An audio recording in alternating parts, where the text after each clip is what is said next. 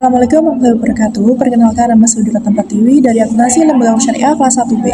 Jadi di sini aku bakal ngejelasin tentang praktek statistika bisnis. Oke, yang pertama kita ngerjain nomor 1 dulu. Di sini udah ada tabel yang dari soal dan kita bakal ngurutin dari urutan yang paling kecil sampai yang paling besar. Ini aku cepetin aja biar lebih cepat ya guys. Nah, setelah itu kita rapihin juga untuk penyelesaiannya. Setelah udah, kalian bisa contek nih aku ngetik apa aja. Lanjut, untuk N aku isi 54. Nah, untuk nilai maksimum yaitu kita pakai rumus sama dengan nilai max ya, sama dengan max. Lalu kita blok semuanya udah jadi. Kalau sudah enter, untuk nilai minimum juga sama dengan min. Lalu di tab, lalu kita blok ya datanya semuanya. Kalau langsung di enter. Oke. Nah, setelah itu untuk range yaitu sama dengan nilai maksimum dikurangi nilai minimum ya, langsung di enter. Oke. Nah, untuk jumlah kelas kita ada rumus yaitu sama dengan 1 ditambah 3,3 kali log langsung, nah itu n-nya di tab lalu langsung di enter. Nah, kita bisa lihat ya itu jawabannya. Lalu untuk panjang kelas yaitu ada rumusnya sama dengan range-nya itu dibagi dengan jumlah kelas lalu di enter. Oke, udah ketemu dan kita bulatkan ya teman-teman. Itu kalau misalkan dibulatin sebenarnya itu jawabannya untuk jumlah kelas yaitu 7. Untuk panjang kelas itu ada di 8 ya. Setelah itu kita bakal bikin tabel lagi untuk interval kelas dan kita terus dulu nomornya dari 1 sampai 7 diurutkan ya, yang seperti aku contohin. Oke, interval kelas kalian ikutin aja. Di situ kita tuh harus tahu nilainya. Interval kelas yang pertama yaitu 40 sampai 47. Karena kan ada rumusnya ya teman-teman, kalau 8 kurangi 1 dan sama dengan 7, jadi mungkin selisihnya adalah 7 dari setiap interval kelas masing-masing. Itu dilanjutkan sampai nomor 7 ya, ini aku cepetin aja. Nah, setelah itu langsung kita bikin aja untuk sampingnya, yaitu adalah rata-rata. Nah, itu ikutin aja seperti yang aku tulis di komputer. Jadi tuh kita harus ngikutin yang udah tadi kita bikin, yang rata-rata 7 yang 40 sampai 47, 48 sampai 55, 56 sampai 60 dan seterusnya sampai ke 7.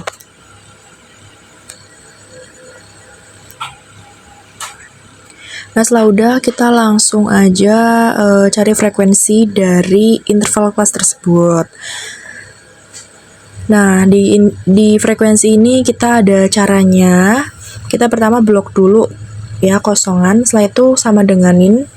Kita cari sama dengan frekuensi, lalu kita blok data ya dari awal yang 40 sampai 94. Nah, setelah udah kita langsung di F4 ya untuk dikunci. Lalu kita klik titik 2 dan kita klik lagi untuk interval kelas yang 47 sampai 95. Nah, di F4 lagi.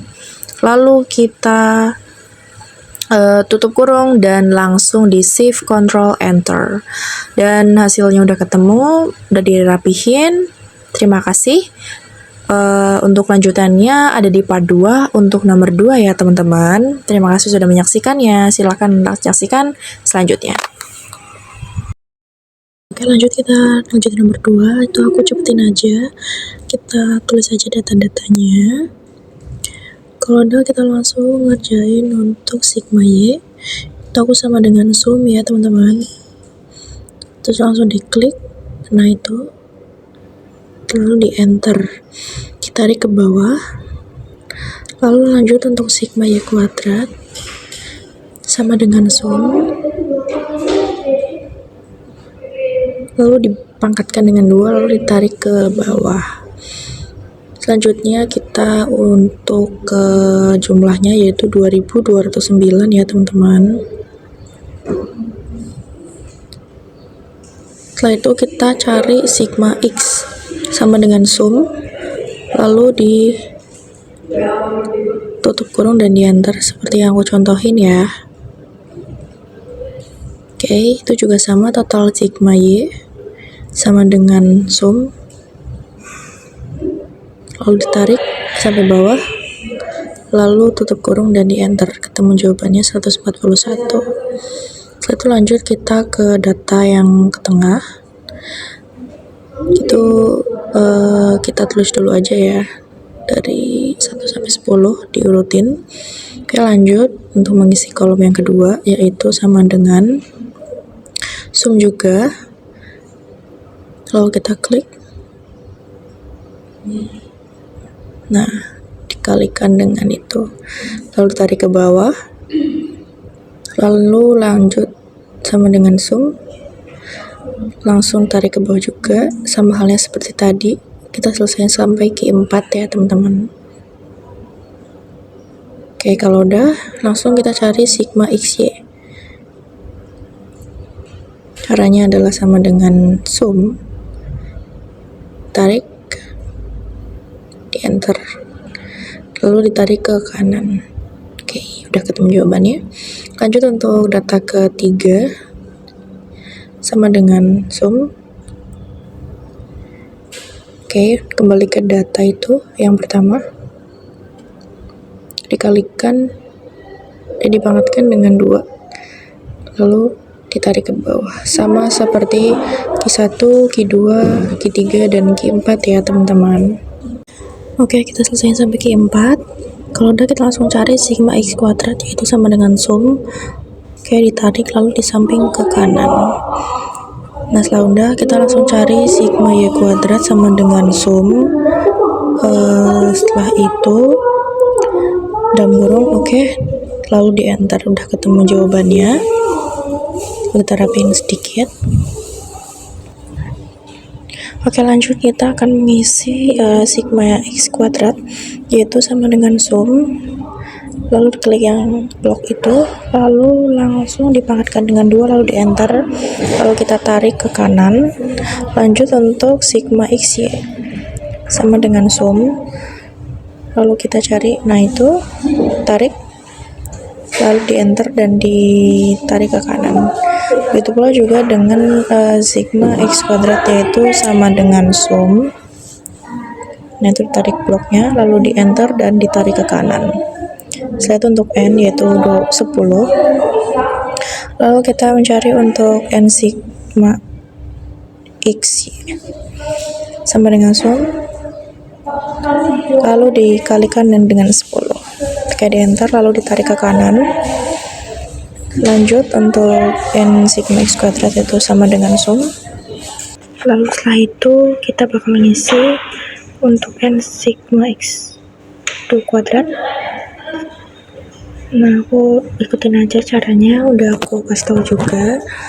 Lanjut selanjutnya untuk N sigma Y kuadrat, itu sama dengan sum. Oke, 10 kalikan dengan 2209, lalu di enter. Setelah itu untuk sigma X kuadrat, itu sama dengan 141, dikalikan dengan 2, lalu di enter. Oke, lanjut untuk selanjutnya part yang ketiga. Kalian bisa juga ikutin cara aku, yaitu sama dengan N sigma XY, lalu dibuka kurung, kita klik yang sigma X, lalu ditutup kurung, dikalikan dengan, nah itu, oke, lalu tarik ke kanan. Setelah itu lanjut untuk N, oke, sama dengan, lalu di enter dan ditarik ke kanan.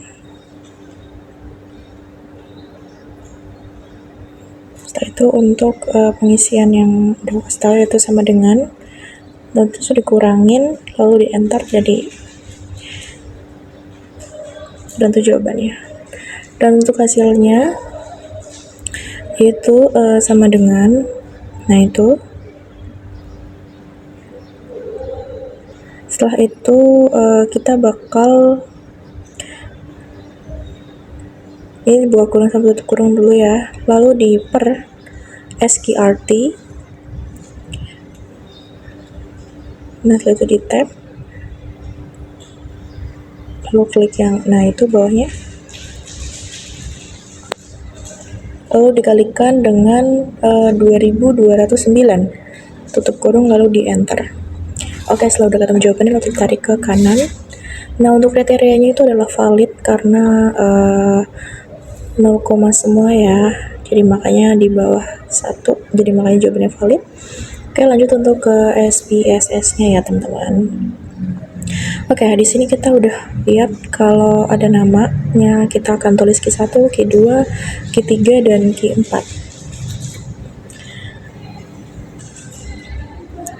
Oke. Untuk labelnya, kita akan mengisi dengan kualitas pelayanan, dan untuk Q2 yaitu kualitas produk, dan untuk Q3 adalah kesesuaian harga, dan untuk Q4 yaitu nilai pembelian, dan untuk total adalah nilai pembelian ulang.